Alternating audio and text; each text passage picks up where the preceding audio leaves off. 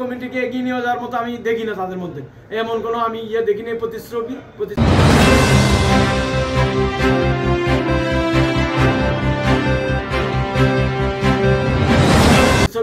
যে কারণে আমি কনফিউজ হয়ে গেছি যে ওখান থেকে এটা আগানো সম্ভব নয়। তা আমি তার পরবর্তীতে এসে আমি যারা বাংলাদেশের প্রবাসী যে পাশে দাঁড়াতে পারবে এবং বিশিষ্ট ব্যবসায়ী, সমাজসেবক এবং কর্মী, তাদের প্রতিফলন কুয়েতের মধ্যে আছে এবং তারা মানে হেভিভাবে প্রতিষ্ঠিত, তাদেরকে নিয়ে এই সংগঠন এগিয়ে যাবে এবং আমি এখানে আছি সেটা করছি এবং ভালো একটি সাড়া পেয়েছি। আশা করি আমাদের এই কমিটি আমাদের কুয়েতের মধ্যে আমাদের বাংলাদেশ এম্বাসি থেকে দূতাবাসের কাছে আমি অনুরোধ করব এবং বাংলাদেশ সরকারের কাছে অনুরোধ করব আমাদের কমিটিকে অনুমোদন দিয়ে আমাদেরকে সামনে এগিয়ে কাজ করার জন্য, যাতে আমাদেরকে তারা একটি সুযোগ করে দেয়। এবং আপনাদের সাংবাদিক ভাইদের কাছে আমি অনুরোধ করব, বিশেষ অনুরোধ করব, আপনারা আমাদেরকে একটি প্ল্যাটফর্ম দিবেন আপনাদের লেখায়, যাতে আমাদের একটি সুযোগ হয় যে আমরা যাতে এগিয়ে যেতে পারি, সামনে যাতে ভালো কাজ করতে পারি। আপনারা যাতে কাদাছেড়াগিরি না করে আমাদেরকে সামনে এগিয়ে নিয়ে যাবেন, সম্পৃক্ত থাকবেন সমাজ সেবা কাজের জন্য। আমরা পকেট থেকে পয়সা খরচ করব, সেখানে যাতে কারোর কাদা ছড়াছড়ি, কারোর কাছে বিরোধী না করি। আমরা সবাই একত্রে কাঁধ মিলে কাজে চলবো এবং আমাদের এই কমিটির পতাকা তলে আসেন। আমি আহ্বান করব যত কমিটি আছেন সবাই আমাদের এই পতাকা তলে আসেন, আমরা সবাইকে নিয়ে কাঁধে কাঁধ মিলে কাজ করব।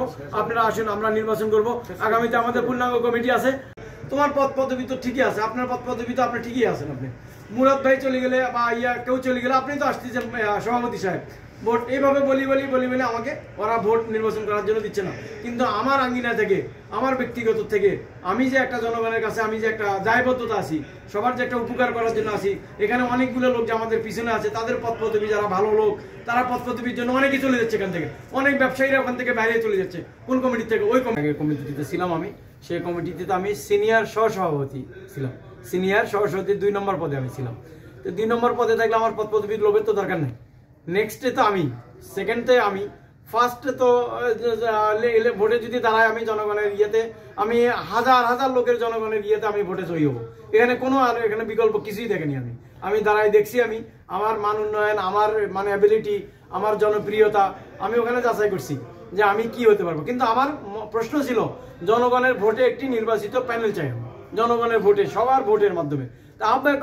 সাধারণ সম্পাদক সাহেব, আপনি আপনার নাম পরিচয় দিয়ে একটু জানাবেন।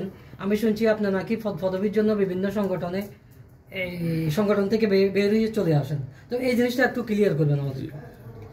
ধন্যবাদ, ঈদের শুভেচ্ছা সকল সাংবাদিকদের।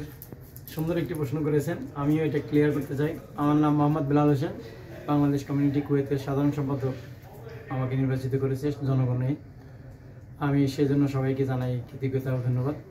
ভালো একটি প্রশ্নটির উত্তর হলো কি, আমি যে কমিটিতে ছিলাম আগে, এখানে আমরা 3টা কমিটিতে এখন আমরা বিভক্ত। মুখে শুনতেছি অনেক, বাইরে অনেক কথাবার্তা শুনতেছি যে আপনারা শুধু বক্তব্যই দেন কিন্তু কাজ করেন না। তো আপনাদের আগামীর পরিকল্পনাটা কি? আপনি কি এটা প্রমাণ করতে পারবেন? আগামীর পরিকল্পনা পাওয়ার জন্য দেখেন প্রসার আমি যখন কাজ করবো তখন আপনি অনলাইনে দেখবেন। এই যে বলেছি হসপিটাল ভিজিট, আইনগত সমস্যা, ফাইন্যান্সিয়াল সাপোর্ট, চাকরিগত সমস্যা, এগুলো আমরাই করতে পারবো যদি আমাদের এখানে সমস্তগুলো ব্যবসায়ী মানুষ। এখানে আমাদের এখানে চাকরিজীবী কেউ নেই। No money no honey, this is our main target. We have money, we can make it honey. Thank you. আছেন অনেকগুলো মানবিক সংগঠনে জড়িত আছেন, তো আপনার কাছ থেকে জানতে চাই, আপনি তো আমি জানি যে অন্যান্য সংগঠনে জড়িত আছিলেন এবং আছেন, তো এখন যে এই বাংলাদেশ কমিউনিটিতে আপনি উপস্থাপন করতেছেন, যে প্রবাসীদেরকে নিয়ে আপনি কি করতে চান বা কি আশা আছে আপনার, এই ধরনের যদি মতটা ব্যক্ত করেন আমাদের কাছে, সেই জিনিসটা জানতে চাই। ধন্যবাদ আপনাদের সবাইকে, শুভেচ্ছা। আপনাদের দৈনিক বাংলা সমাচার, আপনি টিভি বা আপনারা যারা আছেন শুনেন, আমরা বাংলাদেশ যারা আছে সবার আমাদের লিমিটেশন আছে। উইথ দিস লিমিটেশন আমরা কাজ করার জন্য সামনে এগিয়ে আসছি। আর একটা জিনিস আমি আমার বক্তৃতায় বলেছি, আমরা কেন আপনি এই কমিউনিটি করবেন, যেহেতু তার মধ্যে সব কিছু লিখিত আছে। এই কমিউনিটির মেন উদ্দেশ্য হচ্ছে বাংলাদেশ সেবা করা, বাংলাদেশ সরকারের সেবা করা, বাংলাদেশ রাষ্ট্রদূতের সঙ্গে একাত্মতা মিলে যে সমস্ত দায়িত্ব বাংলা রাষ্ট্রদূত আমাদেরকে দেবে, আমরা সেই দায়িত্ব সুচারুরূপে পালন করব কমিউনিটির পক্ষ থেকে। এই জন্যই আমরা এই কমিটি করেছি। ইনশাআল্লাহ আমাদের কাজ, আমাদের কর্ম, আমাদের সবকিছু আপনারা দেখবেন। বাংলাদেশ কমিউনিটি কুয়েতের পক্ষ থেকে আগামী সভাপতি ছিলেন, আপনি প্রবাসীদের জন্য কি করতে আপনার পরিচয় দেন, জানতে চাচ্ছি এবং আপনার পরিচয়টা। আপনার পরিচয় দেন, আপনি কি টিভি? Quality TV. জি থ্যাংক ইউ কোয়ালিটি টিভি। আমি মোহাম্মদ ফিরোজ, দীর্ঘ 40 বছর কুয়েতে আছি। অনেকেই আমাকে নামই চিনে, দেখে নাই, তো এখন থেকে সবাই আমাকে দেখবে। আমি এত ফেসে ছিলাম না, কুয়েতের ব্র্যান্ড ইনশাআল্লাহ। ওদের ফেসে ছিলাম না, আমি এখন ফেসে আসছি।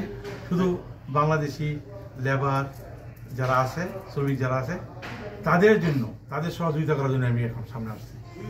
আমরা কিভাবে তাদেরকে করতে পারবো, সহযোগিতা করতে পারবো, আমার কমিটি নিয়ে, এই বাংলাদেশ কমিটিকে নিয়ে কিভাবে করতে পারবো, যে আপনাদের সহযোগিতা চাই, সাংবাদিক ভাইদের সহযোগিতা চাই, সবার সহযোগিতা চাই। ইনশাল্লাহ আমি সবসময় লেবারদের পাশে আছি এবং থাকবো।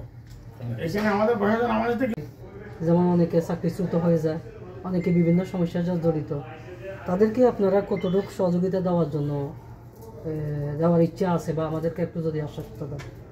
জনাব ফিরোজ বদর সাহেবের কাছে প্রশ্ন, যে আপনাকে নিয়ে বাজারে বেশ কিছু কথা চলে যে আপনি থাকবেন কি থাকবেন না এই ধরনের।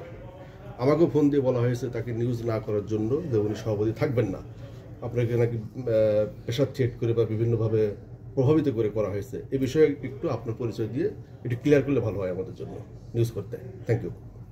থ্যাংক ইউ আপনি, থ্যাংক ইউ এশিয়ান টিভি সাংবাদিক, আপনাকে আবারও থ্যাংক ইউ জানাচ্ছি এই জন্য যে আমরা যে প্রশ্নটা করেছেন, এই প্রশ্ন আমার অনেক কাছে অনেক সময় শুনেছি, অনেকে আমাকে করেছে এই প্রশ্নটা।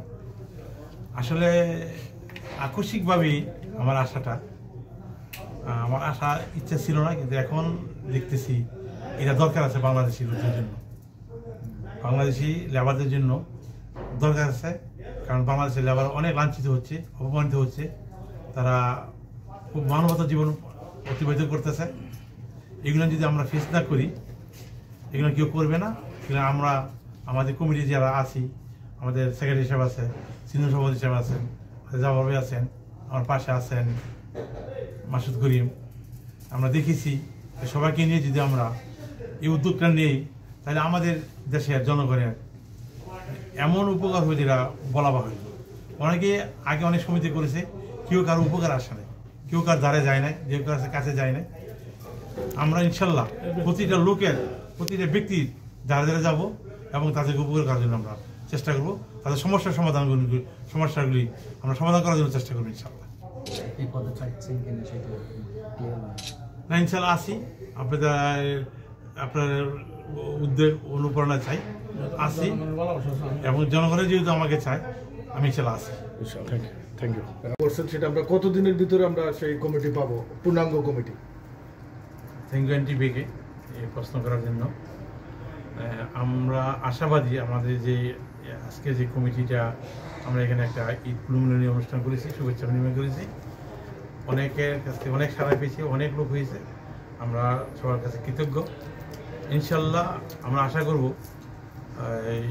এই মাসের মধ্যেই আমরা পূর্ণাঙ্গ কমিটি গঠন করে আমরা এটা ডিক্লেয়ার দিব, এবং এটা আমরা এমএসসি নিয়োগ করবো। আমরা আপনার কাছ থেকে একটা প্রশ্ন, আমরা মানে দীর্ঘ অপেক্ষা আছে কুয়েত প্রতিনিধি আলামী সরকার, আমরা সম্মানিত আহ্বায়ক আপনার কাছে জানতে চাই, 3 লক্ষ বাঙালি অধীর আগ্রহে আছে একটা কমিটির জন্য।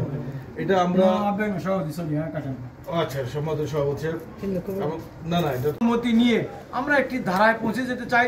সেই আকুল আবেদন থাকবে। আমার বাংলাদেশ অ্যাম্বাসিডার যে আসুক, যে থাকুক, উনিদের আয়োজনে আমাদের অনেক লোকের আমরা উপস্থিতি দেখেছি, উপস্থিতি